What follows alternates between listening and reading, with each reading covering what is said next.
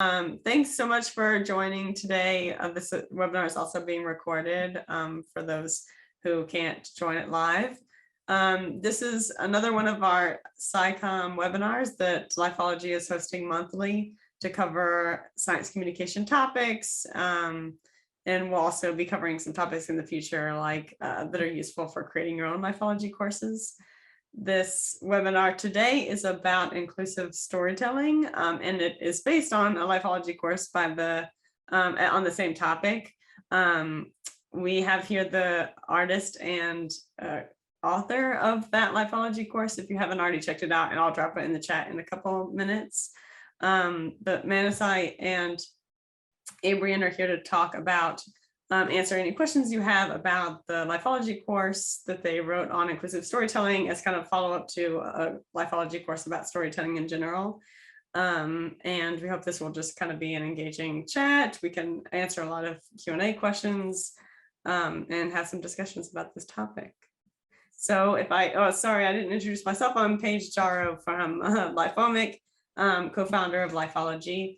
And I'll invite Abrian and Manasi to introduce themselves now.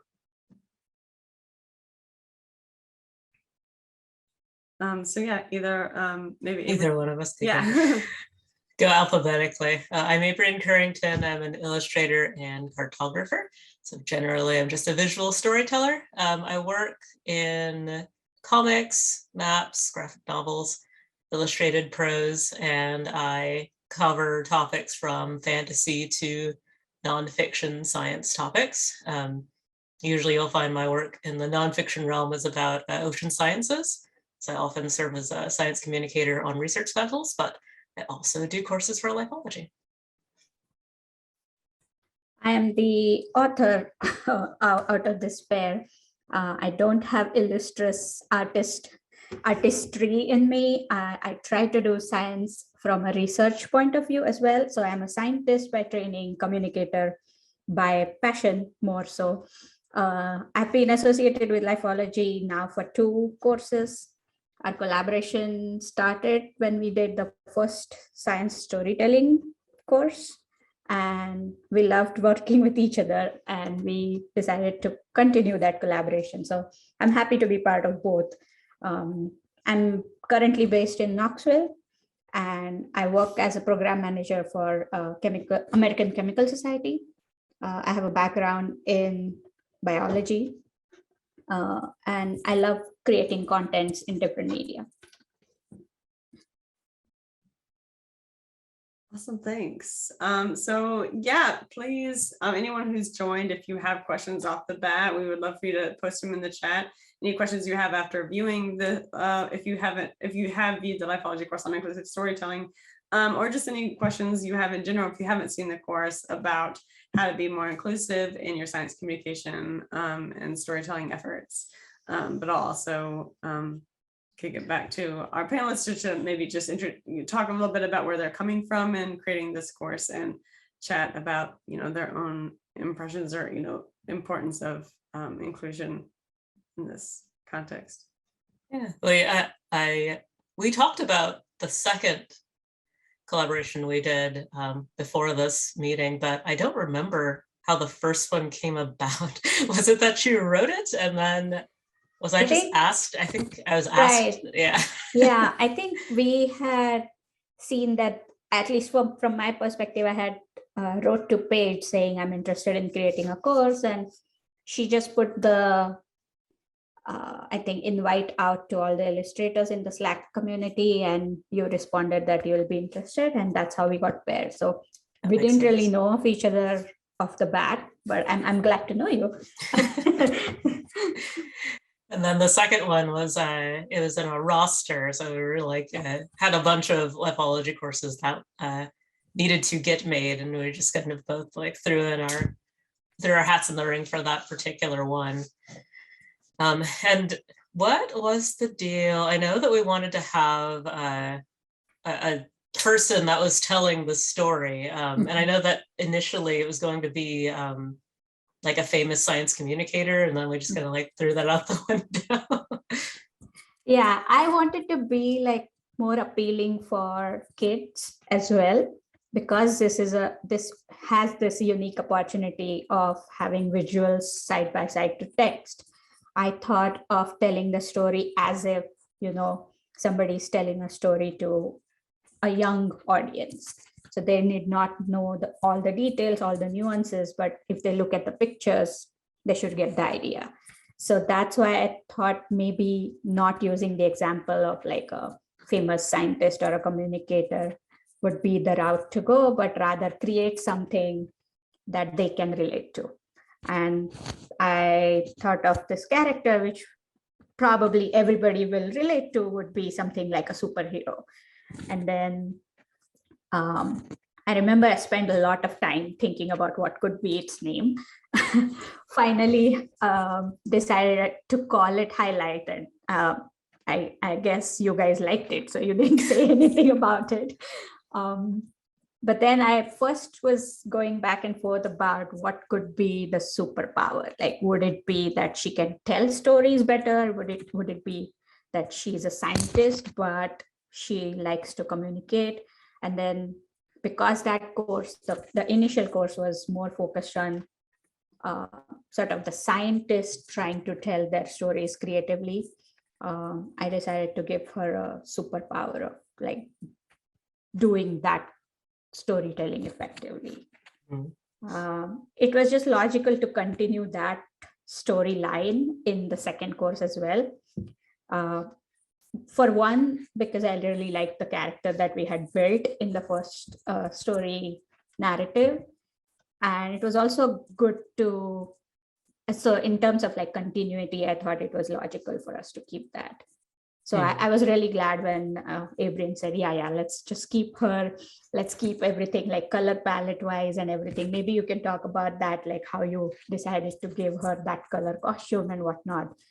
But I remember we had that discussion during the first course, like how do you select colors for your characters? And so, but yeah, that was my thinking behind creating Highlight as a heroine for this coursework.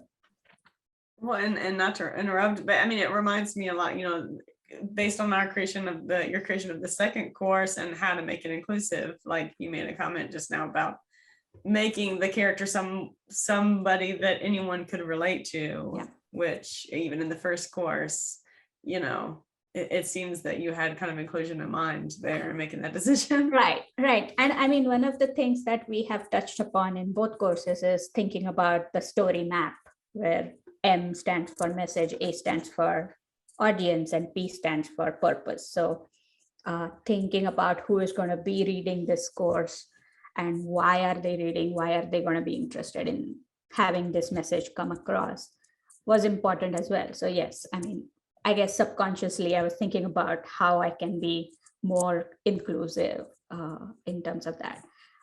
I do want to mention one thing that I really got fascinated about, and we did touch upon that subject in the inclusive storytelling, was the use of abstract characters that many people can relate to. So it doesn't have to be, again, like a set norm or set image of somebody looking like this, or somebody not looking like this, or an insect looking like this, or a character being a human or a animate object.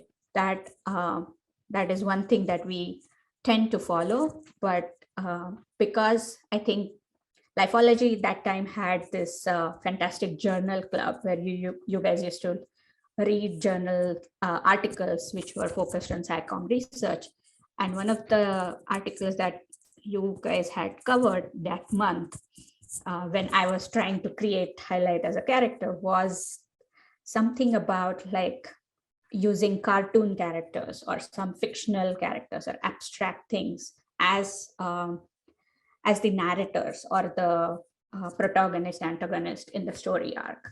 So I thought that I had thought about that as well when I was creating this character. I remember that article. And actually, your inclusion was not totally subconscious, because I remember when we were tossing out ideas for the main character, and I said, we could use like some famous science communicator like Bill Nye, and you're like, well, I would like to maybe see somebody, a little bit maybe not expected, whereas Bill Nye is a pretty expected kind of face to see a science communicator. And on the topic of color palettes, it's actually really funny. The skin tone of a character that you design actually does affect the rest of their color palette sometimes. So when I was designing Highlight, the whole idea was that she was like a highlighter, and so I actually I had to gather my my colleagues around, like, okay, guys, these are the 5 colors of highlighters. Green looks too sinister. Yellow doesn't really match the skin tone that we've made if we use this kind of yellow. But this kind of yellow, does that make her look like a highlighter? Does that make her look like a bumblebee? And I had to run through all of these things. I wanted to do pink for a while, but that also didn't really fit the feeling of the character. It made her a little bit too beat 'em up superhero looking. Even though it was the same costume, it's just the colors that we were switching around. So I ended up with that specific yellow that matched her skin tone and also didn't sort of look like a highlighter, but also didn't look like have any other color connotations to go along with it. So it was kind of a process just for that color. So once you decide the main character's arc, or in terms of visual narrative, how do you go about then designing the rest of the things? Especially when we were designing the inclusive storytelling coursework, we had specific concepts in mind that we had to portray. And I remember we had gone back and forth about which examples to choose, or especially there are some terms which are very abstract when you read about it, and then how can you represent it in the visual format? So how did you come up with those? Well, for the hardest ones, I skipped them and then I did them at the end with all of my sketches. There are some that were pretty, let's see. I only have the images, not the actual slides with them on my desktop anyway. So let's see, but I can share. Let's see. I stopped my video so my computer doesn't crash. And so I remember this one, if you guys can see that, it's blown up, so it looks all distorted right now. This had to do with your audience and communication styles, and so I remember thinking I've got nothing, so I'm just going to. And you mentioned maybe a diagram. It's yep, just gonna roll with the diagram because I do not know what to do. But then, let's see, is that popping right up, the scales? No, I think it. Okay, it must have gone into a different window. So let me see if I can scroll. I upgraded to Windows 11, so I don't know how to use anything. I don't quite remember. I think this one had to do with levels of abstractness, actually. So whether you wanted to go with a very straightforward, kind of paper format, or if you wanted to try something a little bit different, and how those two things balance out. So it is a lot of thinking and tinkering. You can see the sketches behind you. So I don't always nail it, but sometimes I'll have an idea and then I'll present it and someone else has a better idea. I'm great, because I had nothing. So I'm glad of the collaboration. One that was very straightforward as well. Where are you? Yeah. Is the poster. There you are. Where it was just the same poster coloring sheet with different languages. Because I thought, there's a lot of ways we could do this, or we could just be very straightforward about it. Let's just go straightforward and get the clearest point across. Yeah, I also like the one where you had 3 audience members thinking about 3 different things in the butterfly exhibit.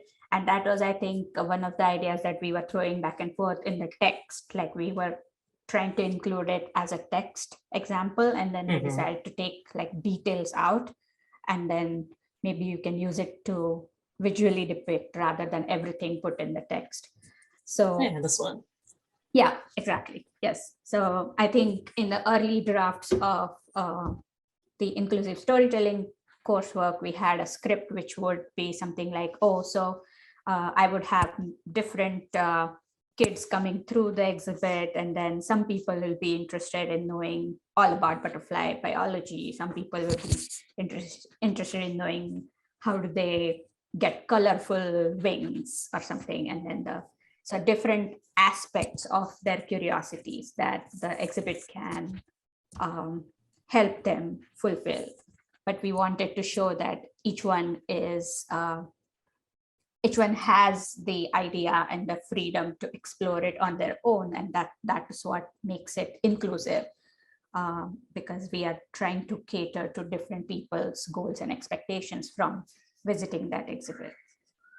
And I reworked that idea actually into this one, where it was actually talking about letting younger people kind of lead the yes. Tour rather than like, us telling them what to do. Mm-hmm. But yeah, since we moved that idea from a different card, I was thinking, well, some people are interested in some things while other people are interested in other things. So we'll have the tour guide directing this way, but actually the kid wants to look at something else. So yeah, just depicting that. I think one of the most challenging part for me in the inclusive storytelling was limiting how much information to put out, because we had fantastic reviewers to work with, Sunshine and Emily. Mm-hmm. They have done so much work along with other leaders in the field, and it was hard for me to parse out information without sort of losing the flow and the narrative that we were trying to build. I'm happy that we tried scratching the surface of many topics in 40 cards, but that's what I keep telling people, that this is by no means it's like all-inclusive course, because inclusivity in terms of literally every card that we represented in this course can be on its own a course itself. There are so many topics that we haven't even touched. And I mean, we were pretty open about it when we had pitched the ideas to Sunshine and Emily, who were our reviewers from the get-go. So I'm really happy that they looked at it positively. And one thing I did want to do was to show different types of representations in terms of not only just skin color or like gender or ethnicities, but abilities too. And I think, Abrian, you also felt it strongly. And that we have done in the first course as well. Like we have shown people with different abilities to be able to connect and relate and communicate very well. And we wanted to show that here as well. But that aspect was fun, actually. I got to download a Braille font. So. Yes, yeah, I mean, we did touch upon 3 aspects of inclusivity in terms of perspectives, in terms of access, in terms of impact. And especially with access, it was very, very much going to be, it needs to be inclusive for all, disability access.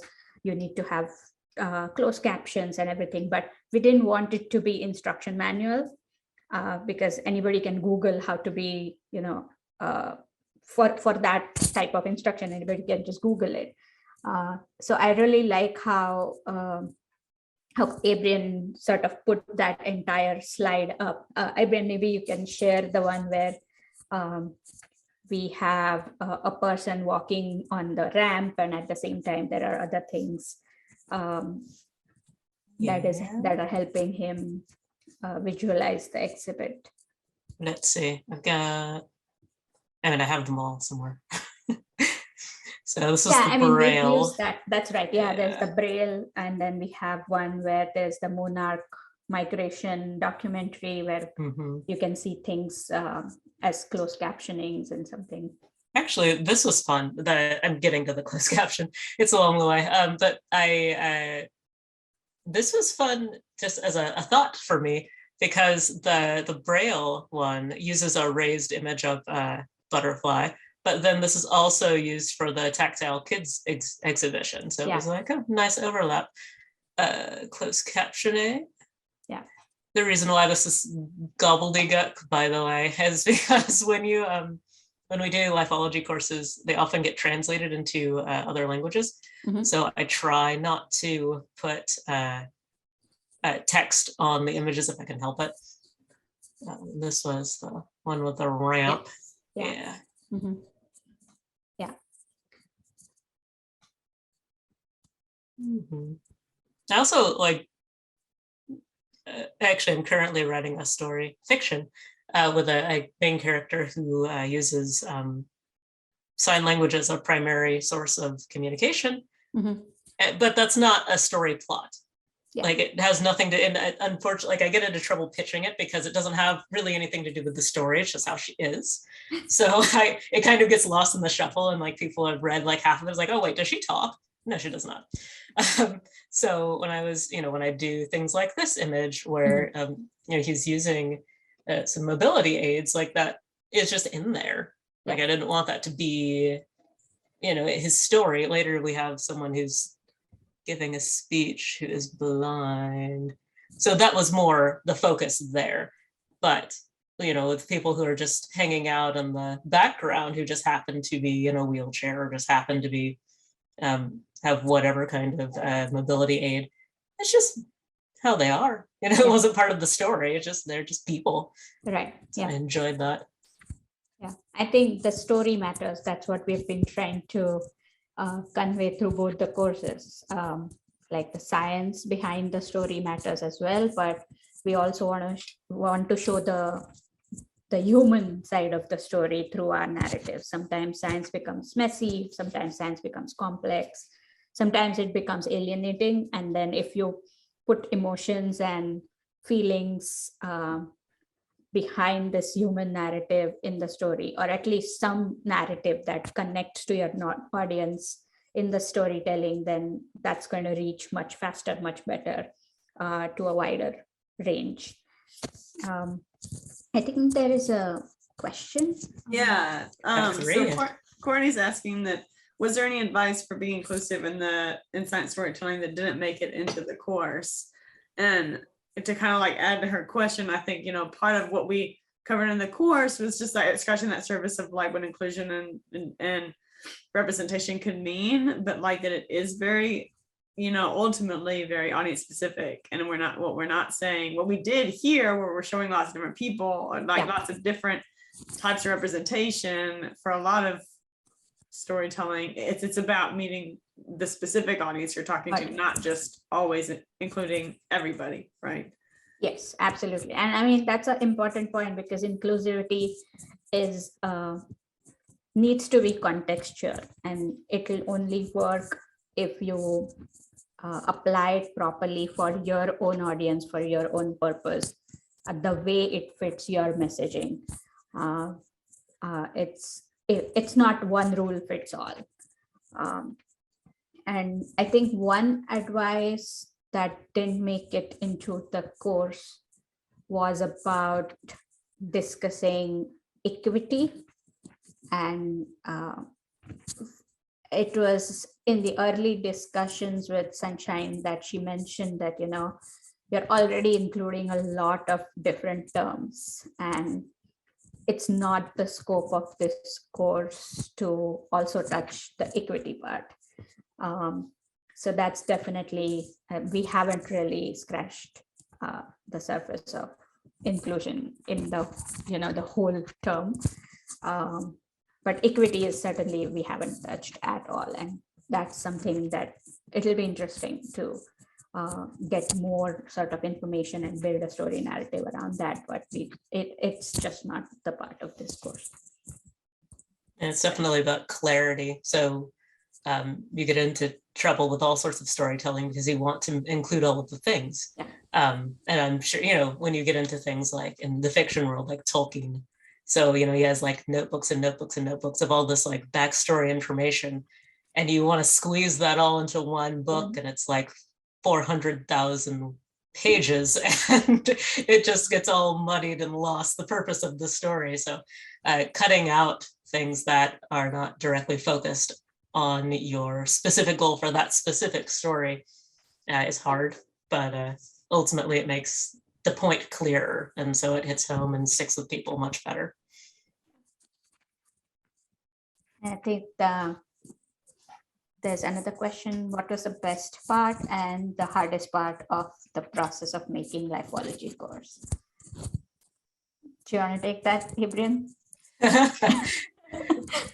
As the illustrator, Yeah. well, when you see a course and it's 40 slides long, it's 40 individual drawings to make. So it is definitely a long haul kind of project. And some of them go quickly and some of them don't go quickly. And sometimes you think, oh yeah, I know exactly what kind of metaphor I'll use for that. And some of them, I'm at the end, I've done all of my sketches and I still don't know. So, I will give it to my collaborator, like, I don't know, help me please. So yeah, thinking of the clearest metaphors for a thing. And sometimes I will finish a course and then think, I know now how I would have done that better, but now it's too late. I hope it'll be fine. And then it is fine. But yeah, that would probably be the most difficult part. The best part is, getting to come up with interesting solutions to issues, because that's basically what artists do. They come up with solutions to storytelling issues. And that is always really fun. Yeah, I thought you would say the best part was to draw like the sketch where you have like 25 different representations. Yeah. That's my most favorite illustration in this course. It just amazes me. Like, that took less long than you would think, but also it took about as long as you would think. I remember you posted on our Slack group saying, it's like, I am never going to make this mistake, but I just sort of had this done in last few hours. And I'm like, Yeah, that's that just was like beyond amazing. me that somebody can like start on a blank canvas and then draw this beautiful image in just a few hours. That's This is amazing. the drawing. And I purposely for these courses used this style so that I could just block in shapes rather than also have to worry about line work, which sometimes is better and sometimes is not better. The easiest thing to do is those really chunky, like cartoony, like kids' books kind of graphics. Those, because thick line means more wiggle room for coloring. So this is like a blessing curse kind of style, but that was a fun page actually. Yeah, I think for me the best part was just to have that interaction and dialogue with the team as well as the advisors, because I was sort of diving into a deep realm of inclusion in psychom, and it's nowadays it can be pursued as a buzzword, and I didn't want it to be a buzzword. I wanted to really make a meaningful course out of the information that I was gaining. So it was very important for me to reach out to people who have been doing this for longest.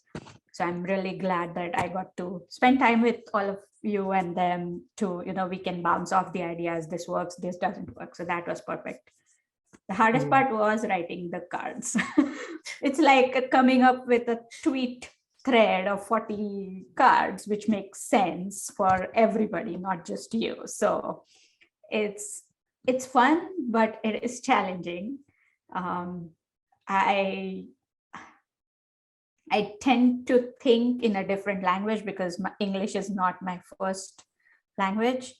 So many a times when I sort of convert my thinking into a script, it's much bigger sentence or much bigger idea than what I had thought about in my own language first.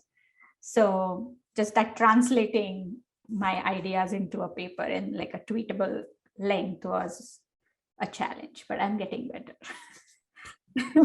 Well, I think it's so interesting, even just in there. I think there's a lot to chat about in terms of like, number one, choosing like metaphors or, visual metaphors that, I'd love to hear, like Abrian, like how you think about inclusion there in terms of like, how do I choose a metaphor that like kind of more people can relate to, you know, and which ones could you pick that maybe wouldn't transfer across languages and that kind of thing.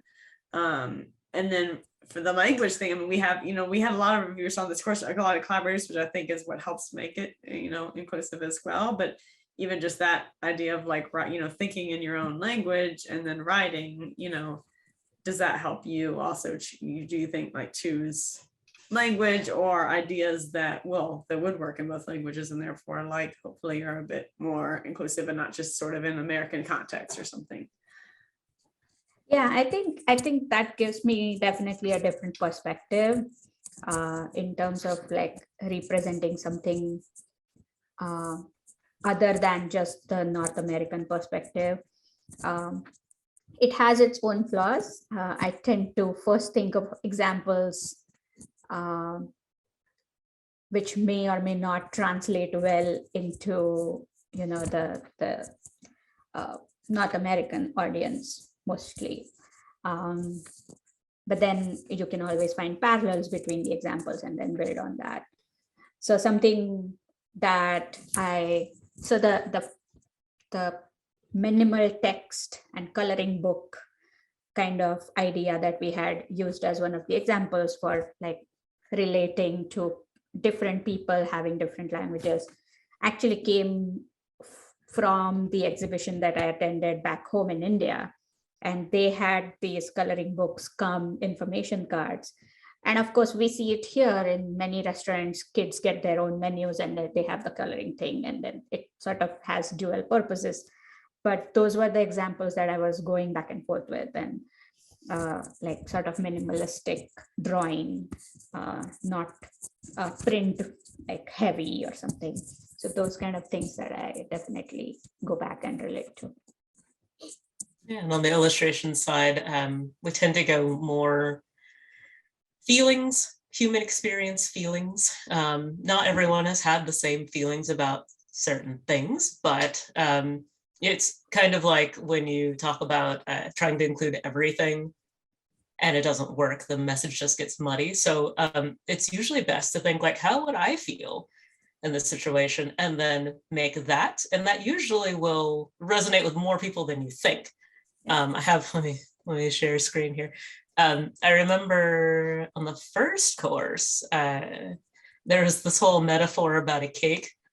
And if you ever collaborate with me, if you pitch me any idea, unless it's just like absolutely wild, I'll just say, yeah, oh sure, that sounds fine. So we went with this cake metaphor, which was perfectly fine, but like I don't know that it's deeply like world cultural, Yes. but it hits quite a wide swath of people. So that's the best you can do. Yeah.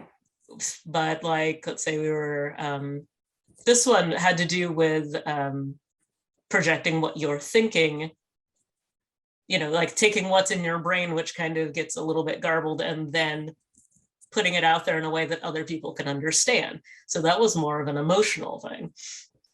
I remember this one, I could not think of what to do for this one.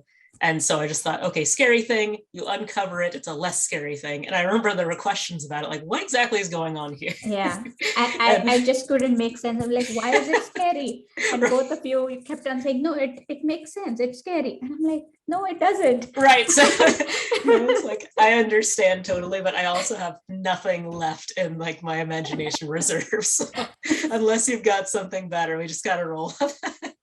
And so, you know, things aren't always perfect, but like, and this is another one about giving your ideas to a science communicator. So your thoughts are all tangled up, and then the science communicator breaks them into pieces and then puts them into, like, you know, makes the puzzle into something that is easily understandable. Mhm. So that's more of a feelings thing rather than an experience thing. So both experiences and feelings work. Feelings tend to reach a wider range of people, but you know, and not, as you saw with the chair, not everything works for everybody. Yeah, I think one thing that kept sort of constant between two courses is the story arcs that follow.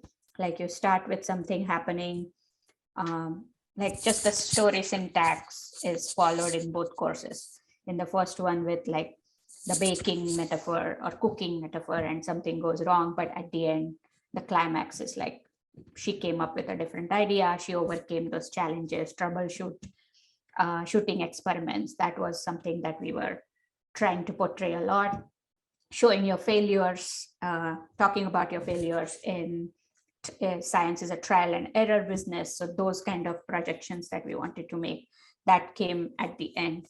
In this inclusive storytelling course, we were trying to hammer three major points like inclusion in terms of perspective, impact, and access.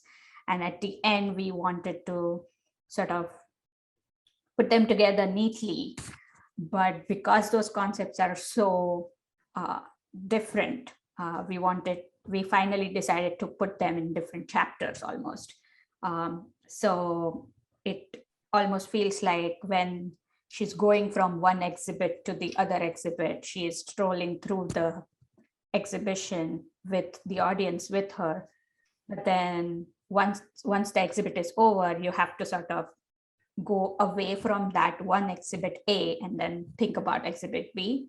So in terms of A, B, C, those exhibits would be something to do with different concepts that we were trying to portray. So it was a different type of story arc that we were following, but still it maintained that narrative. Everything had to be tied together in a logical, coherent way, like how the story would follow, and it makes sense at the end. So I think, I don't remember now the other things that we were thinking about. I guess there were a couple of different ideas about how to make, highlight, follow the story. I want to say we all liked the idea of her being in the zoo or the museum setting. The botanical garden sort of came later.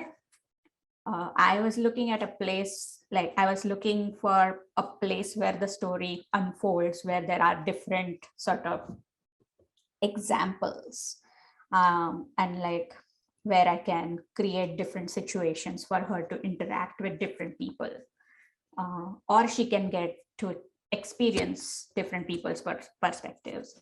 So I thought some sort of a nature center or like a science cafe kind of a situation might work. And at one point, I think we also thought about doing the entire storyline around COVID vaccine or something, or some vaccine related thing. I think that was earlier. It was very much, we were all very much into pandemic mode that time. But I think I'm glad that the botanical garden worked because we got to play around with more mediums and more examples. And it's just more universal concept, I guess. Also a happier one than the COVID analogies at this point. I remember I was like halfway through the sketches and I like approached the group. It's like, at the moment, the story is not really a story. It's just more just like going around and talking to people. If that's okay, then I will just keep going. and that did become kind of the idea that she just like visited these different groups and got their perspectives and that kind of thing. But it's like the story aspect of this is a little on the weak side as far as like rise and fall of action. But that was what we needed for, showing different groups of people. So it's like, as long as you're okay with that, I'm just. Exactly. Yeah. I mean, the first one we had just like a very straightforward path. Okay, fine. She's going to cook. She's going to have some disaster and then she'll resolve that disaster. And that sort of worked very well because we were sort of putting the foundation of storytelling. And here, I guess, they are in an advanced stage of storytelling, so they can explore different arcs. So I'm glad that it still worked out. Yeah, it's interesting some of the things y'all have said here. I think, sometimes the storytelling of these courses, like they are very, instructional in a way, like what we're actually doing with the Lifeology courses. And so sometimes that structure of like going through an exhibit and just like stepping through a logical flow, it's just like providing some kind of framework that helps you remember the information and is like, is some sort of logical flow with like Yeah. interesting examples that you remember them later. And sometimes that's all the story really kind of needs to be. But what Abrian's point earlier is like, if you start bringing in emotion, which we were trying to show in that storytelling course, Yeah. of like, not everyone can relate to this experience of being a scientist, but I mean, a lot of people can, almost everyone can relate to like feeling, failing at something, right? Or like, having a struggle and having to get over it. So some of those universal like feelings translated into a very specific context, like allows people to go on the journey and no matter who they are, kind of relate to it because it has that emotional elements in there. And so I think when you're thinking about inclusion, that storytelling aspect and how much you tell a universal story, even if it's set in a very specific character, I think, can help more people relate to it. Right. And I mean, accessibility is one thing, relatability is the other thing, right? And I guess I really adore Abrian's illustrations for the fact that they are very relatable. They are not, I don't know, like technically what are they called, but just the way she portrays these characters are very natural. They don't feel almost, I mean, they just feel like, oh, I am reading a comic, but I'm not reading, I am reading a story. You know what I mean? Like reading a comic is a different experience than reading a visual story. And it feels like maybe because you have experience in comics and not like fiction writing, that sort of translates into how you approach your illustrations as in these courses as well. So yeah, just because of the tone that we were going for is why we ended up with a little bit more simplistic visuals. But part of where that emotion is coming from is that when you simplify a face, you can then project more onto it. You can project yourself into it, more so than, if you had this very, very detailed, like photorealistic image, you're kind of like, well, that's a person and I'm a person. Whereas this is just, a circle with a sad face. Like, well, I could be that person, hopefully not. Hopefully you're not sad, but you can project more onto a more simplistic form than if you would go more detailed.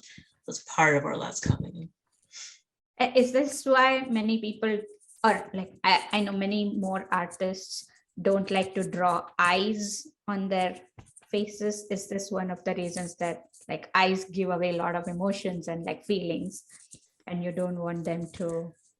There's two parts to that. One is that there's this whole thing when you're learning to draw that it's all about the second eye. So you can draw the first eye perfectly, and then you draw the second eye and it's just like garbage. It's like you drew it with like your non-dominant hand. And like, I don't understand. They're cross-eyed. So when you look at a person, unless you're shy, a lot of times you'll look into their eyes to get, emotion, like what are they feeling? You look into their eyes. So since we see eyes a lot, when we mess them up, it's very obvious. So it's also hard to make a character look in a certain direction sometimes. They'll end up looking cross-eyed or cockeyed. So that's one thing. The other thing is that, when you break down the face into very simplistic forms, eyes are very important because, open eyes, like even if you have a smile, that can change from like happy to surprise. Depending on what you do with the eyes. So they're just complicated, kind of like hands. They have a lot of digits and we see them a lot. So when you mess them up, it's very obvious. And when you, and what you're doing with your hands also conveys a lot of emotion. So that's one. Hands, feet, and faces are the three most, and horses are the four most difficult things for artists to deal with. That's fun. I don't know why horses. I think it's because we don't like interact with them that much in a way that they're drawing them. There's a challenge also about like you think you know what a thing looks like until you try to draw it. So the whole challenge is you just ask somebody right now, draw a bicycle from memory. And even if they're cyclists, usually it's like, that's not what a bicycle looks like. I guess that could equate to writing about something sciencey, like if you explain it simply and you're like, I actually don't know how to do that. Awesome. Well, we're probably going to wrap up soon, but we'll go with one more question. Abby's asking, do you have any strategies for overcoming writers or artists block? Yeah, that's a really interesting one. So creative block is not creative block, because I think Seth Godin was the one who said plumbers don't get plumber's block. When they go to work, they're not just like, I cannot undrain this toilet today. I just can't do it. Like, I'm just not in the zone. That doesn't happen. So with creative block, it's something else in your life that's going on that your mind is distracted with. And once you tackle that, then your mind will be free to work on whatever else. Also, ideas, you think, I just don't know what to draw or write about today. And I find that if I tap into something that I'm really interested in, that will help to generate some thoughts. Actually, my last long running project, I made a whole world just so I would have another idea. So like, I just basically like look at the map and point like, okay, that's where I'm going to set my next story. So I don't have to think so hard. That's awesome. Yeah. I don't really have any strategies. I just work in parts. I generally write a draft and then just go away for some time, come back and then read with fresh eyes, and at least whatever rubbish it may be, it gives me, fresh eyes to look at that and say, hey, this doesn't work. Just, delete and start fresh. Or I can work with these words. I can work with this sentence and then keep it there and then shorten it, work on it. I have heard people working in like certain times that works for them, like when you're very early in the morning when you're fresh, you don't have any other distractions.